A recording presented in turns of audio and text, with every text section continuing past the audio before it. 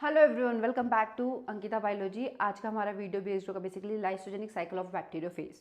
Bacteriophage के case में हमने देखा था बैक्टीरियोफाज की बेसिक स्ट्रक्चर हम ऑलरेडी डिस्कस कर चुके हैं। लाइटिक साइकिल ऑफ बैक्टीरियोफाज मतलब बैक्टीरियोफाज अपने जीनोम को किस प्रोसेस के थ्रू या किस साइकिल के थ्रू रेप्लिकेट करता है, उसका ट्रांसक्रिप्शन ट्रांसलेशन करता है, वो साइकिल हम देख चुके हैं, लाइटिक साइकिल। आज का वीडियो बेस्ड होगा lysogenic cycle of bacteriophage. Bacteriophage के केस में हमने देखा था बैक्टीरियोफाज जैसे ही अपना जीनोम इंटीग्रेट करेगा किसी भी होस्ट या बैक्टीरिया के अंदर, तो वो दो टाइप के साइकिल चलाएगा, लाइटिक साइकिल या लाइसोजेनिक साइकिल। वो डिपेंड करता है उसके जीन पे कि वो किस जीन को एक्टिवेट करता है, क्रोज जीन, एन जीन। ये स्विच भी हम देखेंगे क्योंकि बैक्टीरियोफाज को कैसे पता पड़ेगा कि उसे लाइटिक साइकिल मूव करना है, लाइसोजेनिक साइकिल। तो ये सब किस पे डिपेंड करता है, उसके जीन्स वाले पार्ट पे डिपेंड करता है, जो ये डिसाइड करते हैं कि उसे लाइटिक साइकिल पे जाना है या लाइसोजेनिक साइकिल पे जाना है। आज हम स्टडी करने वाले बेसिक ऑफ लाइसोजेनिक साइकिल कि लाइसोजेनिक साइकिल होता क्या है।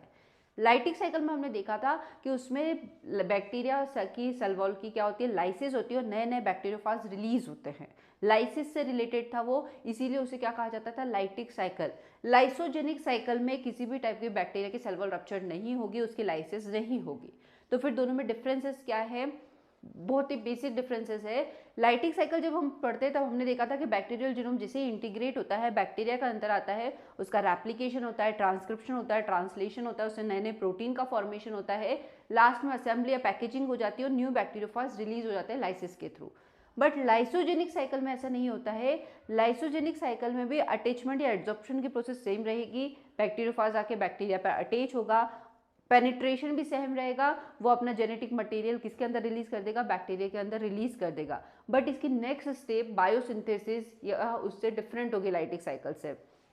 नेक्स्ट स्टेप में क्या होगा, जैसे ही वो अपना जेनेटिक मटेरियल बैक्टीरिया के अंदर रिलीज करता है, वो जेनेटिक मटेरियल इंटीग्रेट हो जाता है होस्ट के जीनोम के साथ।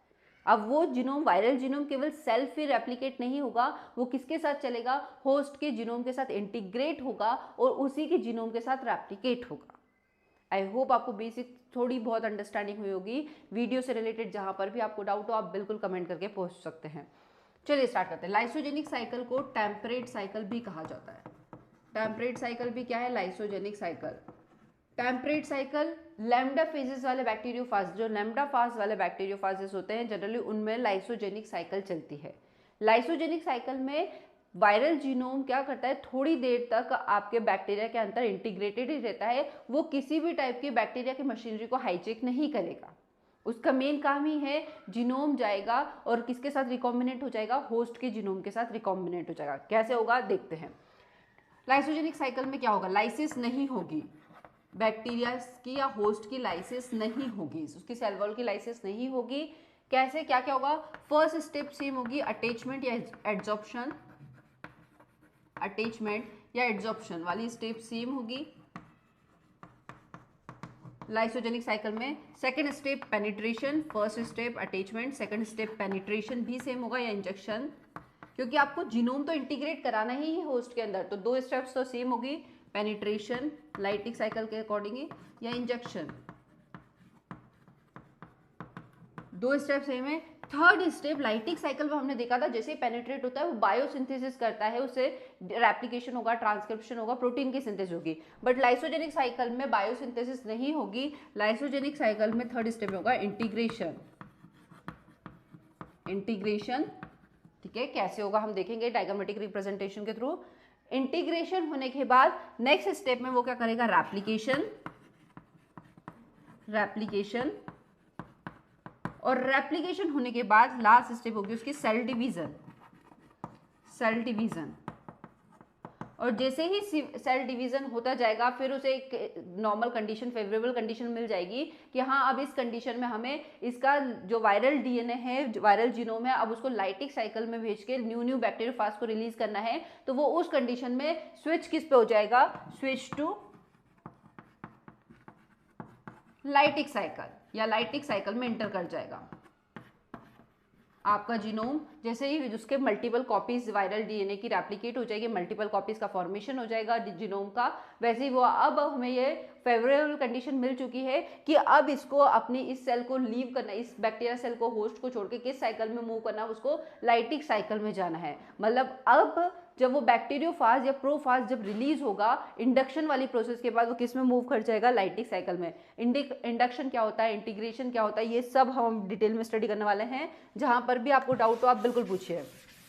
चलिए स्टार्ट करते हैं लाइसोजेनिक साइकिल या टेम्परेट स्पीस। लैम्डा फाज में जनरली ये साइकिल चलेगा, लैम्डा फाज वाले बैक्टीरियोफाजेस में।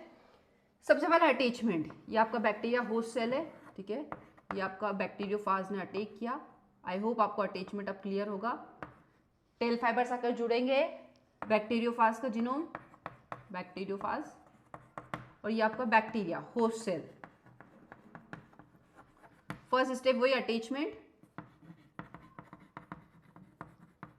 अटैचमेंट के बाद सेकंड स्टेप हो जाएगी अटैचमेंट या एड्सॉर्प्शन। अटैचमेंट कैसे होता है, बैक्टीरियोफाज के टेल फाइबर्स के पास रिसेप्टर्स प्रेजेंट होते हैं। वो टेल फाइबर्स के रिसेप्टर किस पे, जो बैक्टीरिया होस्ट सेल के सरफेस पे प्रेजेंट होंगे, वो दोनों आपस में बाइंडिंग कर देंगे, लिगेंड और रिसेप्टर बाइंडिंग सेल सिग्नलिंग के थ्रू। इसके पास लाइगेंड होगा, उसके अकॉर्डिंग जो रिसेप्टर के पास होगा, होस्ट सेल के सरफेस पे जो रिसेप्टर प्रेजेंट होंगे, इन दोनों में बाइंडिंग हो जाएगी और क्या हो जाएंगे, अटैच हो जाएंगे। इसको क्या कहेंगे, अटैचमेंट या एड्सॉर्प्शन। सेकंड स्टेप होगी पेनिट्रेशन। ये आपकी होस्ट सेल है, ये इसके जो बैक्टीरियोफाज वाला पार्ट है, ठीक है, टेल फाइबर्स, ये पेनिट्रेशन। Second step penetration. मैं ये दोनों स्टेप पे ज़्यादा फोकस नहीं कर रही हूँ क्योंकि लाइटिक साइकिल में ऑलरेडी हम डिटेल में स्टडी कर चुके हैं। पेनिट्रेशन में क्या होगा, इसका जेनेटिक मटेरियल कहाँ पर रिलीज हो जाएगा, होस्ट के अंदर। ये होस्ट का जेनेटिक मटेरियल था, ये होस्ट का सर्कुलर फॉर्म है, और ये वायरल जीनोम, ये यहाँ तक के स्टेप तो हमें लाइटिक साइकिल के सिमिलर ही है, अटैचमेंट और पेनिट्रेशन। नेक्स्ट स्टेप में क्या होगा वो देखेंगे। अब नेक्स्ट स्टेप जो हम देखने वाले हैं वो ध्यान से समझिएगा। अटैचमेंट और पेनिट्रेशन हमने देख लिया, लाइसोजेनिक साइकिल में अब नेक्स्ट स्टेप से ही डिफरेंस होगा। नेक्स्ट स्टेप में जैसे ही पेनिट्रेशन हो गया, पेनिट्रेशन के बाद अब बायोसिंथेसिस नहीं होगी। लाइटिक साइकिल में हमने बायोसिंथेसिस देखी थी, अब इसमें क्या होगा, ये जो आपका वायरल जीनोम है, सॉरी ये बैक्टीरियल जीनोम है, इसके साथ ये वायरल जीनोम इंटीग्रेट कर जाएगा। जो आपका रिलीज हुआ था रिकॉम्बिनेशन के थ्रू, इंटीग्रेशन सर्कुलाइज हो जाएगा आपका वायरल जीनोम। जैसे ही वायरल जीनोम आया था, ये वाला पार्ट जो पोर्शन है ये है वायरल जीनोम का या फास्ट जीनोम का, वायरल जीनोम। जैसे ही वायरल डीएनए या वायरल जीनोम इंटीग्रेट हुआ था होस्ट के अंदर, इंटीग्रेट होने के बाद उसका सर्कुलाइज होगा, वो उसका सर्कुलाइजेशन होगा, और जैसे ही सर्कुलाइज हो जाएगा वो रिकॉम्बिनेशन के थ्रू होस्ट के डीएनए में, ये वाला पार्ट किसका है, होस्ट जीनोम का, होस्ट के जीनोम में इंटीग्रेट हो जाएगा। तो ये प्रोसेस क्या कहलाएगी, इंटीग्रेशन। अब जैसे ही इंटीग्रेट हुआ आपका बैक्टीरियल डीएनए तो अपना रेप्लिकेशन करेगा, न्यू कॉपीज का फॉर्मेशन करेगा। तो डीएनए में, वायरल के डीएनए में और फेज के बेसिकली वायरल डीएनए में और बैक्टीरिया के डीएनए में कोई डिफरेंस तो होगा नहीं। बैक्टीरिया जैसे जैसे रेप्लिकेशन करेगा खुद के डीएनए का, वायरल डीएनए का भी क्या होता जाएगा, रेप्लिकेशन हो जाएगा, मल्टीपल कॉपीज का फॉर्मेशन होता जाएगा। ये जो प्रोसेस है, ये वाले कॉम्बिनेशन, ये कहलाता है प्रोफाज। ये क्या कहलाएगा, प्रोफाज। इंटीग्रेशन के बाद जो बना है ये क्या कहलाएगा, प्रोफाज स्टेप। और इस टाइप के वायरसेस क्या कहलाते हैं, प्रोवायरसेस, ठीक है। अब नेक्स्ट स्टेप में रेप्लिकेशन होगा। रेप्लिकेशन के लिए मशीनरी, इसमें किसी भी टाइप का हाईजेक नहीं करेगा वायरल डीएनए, क्योंकि उसे जरूरत ही नहीं है, उसने तो अपने जीनोम को इंटीग्रेट करा दिया बैक्टीरिया के अंदर। अब बैक्टीरिया जैसे जैसे रेप्लिकेशन करता जाएगा वैसे वैसे वायरल का भी क्या होता जाएगा, रेप्लिकेशन होता जाएगा, उसकी मल्टीपल कॉपीज का फॉर्मेशन होता जाएगा। ये उसकी मल्टीपल कॉपीज का क्या होता जाएगा, फॉर्मेशन होता जाएगा। डार्क वाला पार्ट किसका है, वायरल का। 1 से 2, 2 से 4, 4 से 8, 8 से 16, ऐसे मल्टीपल कॉपीज क्या होती जाएगी, रेप्लिकेट होती जाएगी वायरल डीएनए की। अब जैसे ही डीएनए की रेप्लिकेट हो जाएगी, नेक्स्ट स्टेप में क्या हो जाएगा, डिवीजन, सेल डिवीजन हो जाएगा। डिवीजन के बाद उसका वायरल जीनोम, ऐसे ही वायरल का क्या हो गया, वायरल डीएनए का मल्टीपल कॉपीज का डीएनए प्रोड्यूस हो चुका है या जीनोम प्रोड्यूस हो चुका है, ठीक है। ये तो प्रोड्यूस हो चुका है, इसे हमने प्रोफाज कह दिया। ये सब वायरसेस प्रोवायरसेस कहलाएंगे। अब एक स्टेप ऐसी आएगी जब स्ट्रेस कंडीशन में या फेवरेबल कंडीशन, जब उसे क्या रिलीज करना होगा, अपने इस वायरल जीनोम को वापस बैक्टीरिया क्रोमोसोम से डिसोसिएट होना पड़ेगा। ये नेक्स्ट स्टेप, वो स्टेप कहलाती है इंडक्शन। इंडक्शन मतलब अब जैसे ही उसे कंडीशंस मिली है, वायरल आपके जो बैक्टीरिया है उसको, वायरल जीनोम को या फास्ट को, कि अब हमें लाइसिस करानी है बैक्टीरिया का। इस लाइसोजेनिक साइकिल में कोई भी लाइसिस नहीं है, यहाँ तक क्या चल रहा है आपका लाइसोजेनिक साइकिल।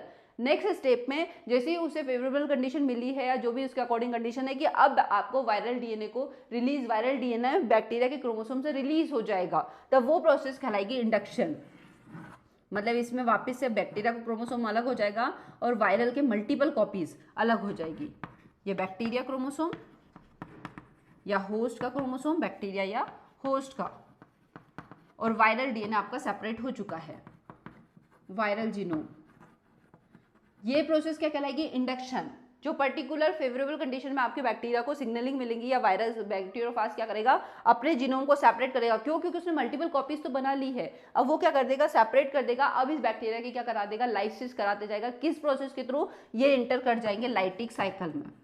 ये कहाँ पर इंटर कर जाएगा? लाइटिक साइकिल में। मतलब अब इस मल्टीपल कॉपीज के जीनोम का ऐसे ही सेम इसमें भी इंडक्शन होगा। मल्टीपल जो कॉपीज बनी है उन सब में इंडक्शन हो जाएगा, वायरल जीनोम सेपरेट हो जाएगा। और जैसे ही वायरल जीनोम सेपरेट हो चुका है, अब वो क्या करेगा? वही असेंबली, पहले बायोसिंथेसिस मतलब डीएनए से डीएनए बना, डीएनए से आरएनए बना, आरएनए से प्रोटीन, वो बैक्टीरिया की मशीनरी को हाईजेक कर लेगा और सारी सिंथेसिस करवा लेगा, उसके कैप्सिड का फॉर्मेशन रिगार्डिंग डीएनए का फॉर्मेशन।